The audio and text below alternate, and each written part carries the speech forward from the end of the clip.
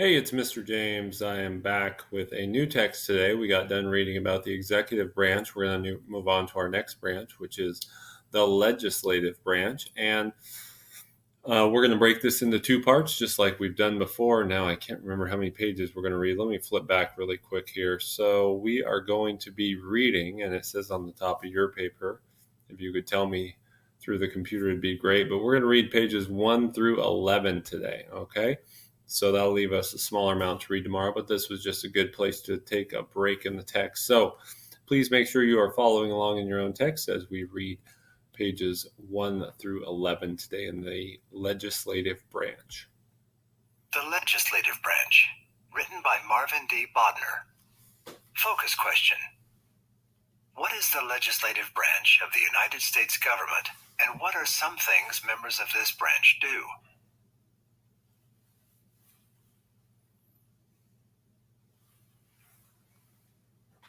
The U.S. Congress. In the summer of 1964, members of the United States Congress were discussing a new law. The Civil Rights Act would allow people of color to use the same schools, libraries, restaurants, and swimming pools as white people. The act had already passed the House of Representatives, but it still had to pass the other half of Congress, the Senate.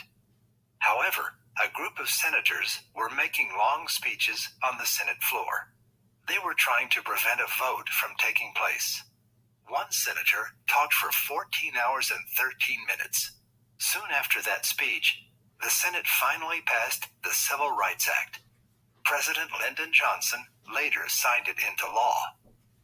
Passing this act is only one example of how the U.S. Congress works. Made up of members of the Senate and the House of Representatives, Congress is the central body of the legislative branch. Members of both parts of Congress represent U.S. citizens. They are responsible for writing and amending the laws of the country. They also have other important duties. How the Constitution organizes the U.S. government.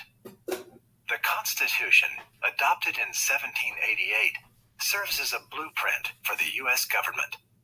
It divides the government into three parts, or branches.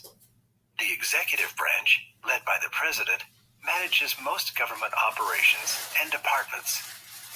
The legislative branch, made up of the Senate and House of Representatives, represents U.S. citizens in government and also makes laws.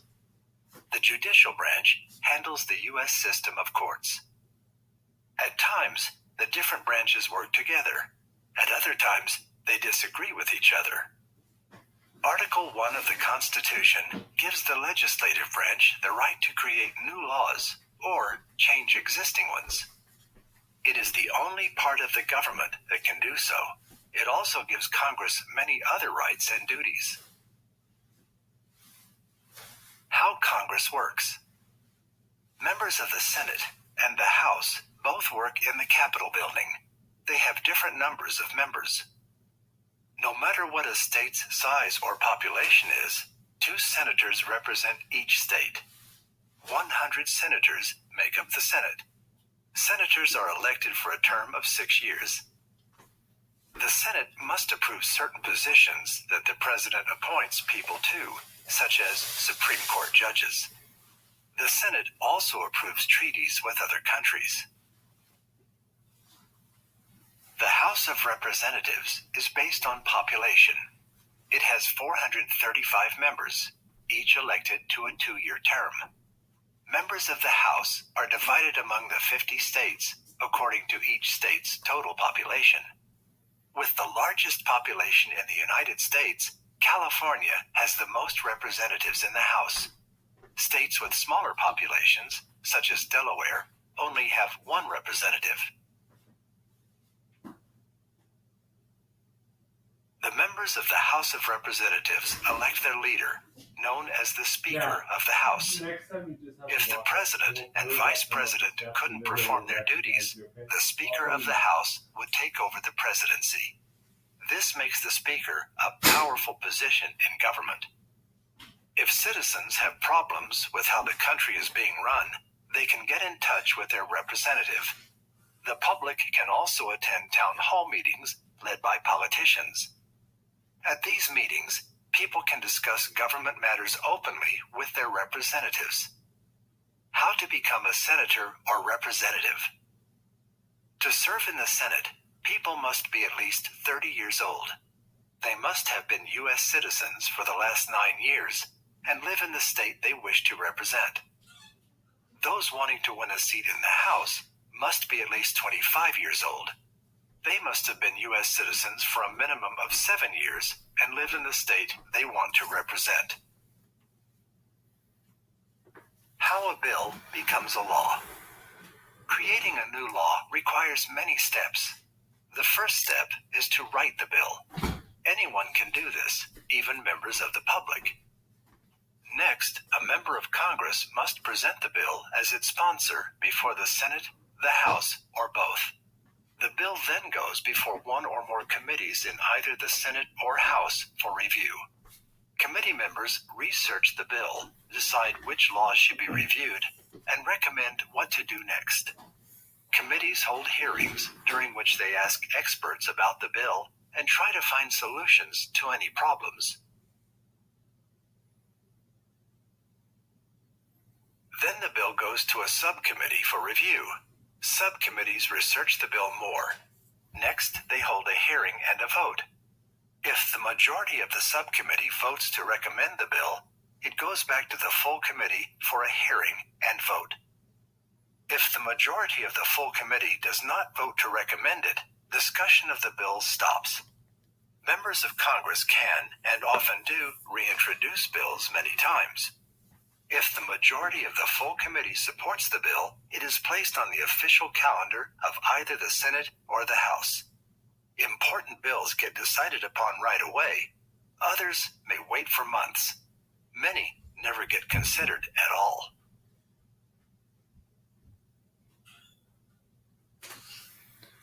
Dead bills. A term of Congress lasts for 2 years. Once a term ends, any bills that didn't pass during the period are considered dead. This includes bills that were passed by either the Senate or the House, but not both. And even though those passed by both, but not signed by the President. Math Minute. Most proposed bills never become laws. From January 2011 to January 2013, Congress introduced 6,845 bills. Only 561 of these bills passed and became laws. How many did not become law? Answer: 6,284. When the bill's date arrives, either the Senate or the House debates the bill. At the point, they can change it. Then the Senate or the House votes on the bill. If the majority approves the bill, it moves to the other branch of Congress. It is once again debated and changed. After the majority of both houses vote to approve the bill, it goes straight to the President's desk. The President can sign the bill, in which case it becomes law. The other way the bill becomes a law is for a president to allow 10 days to pass. Then it automatically becomes law. The president can also veto or reject the bill.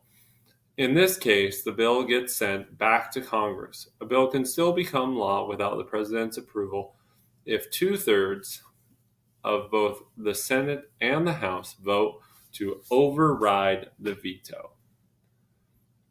All right, and that's where we're going to stop today.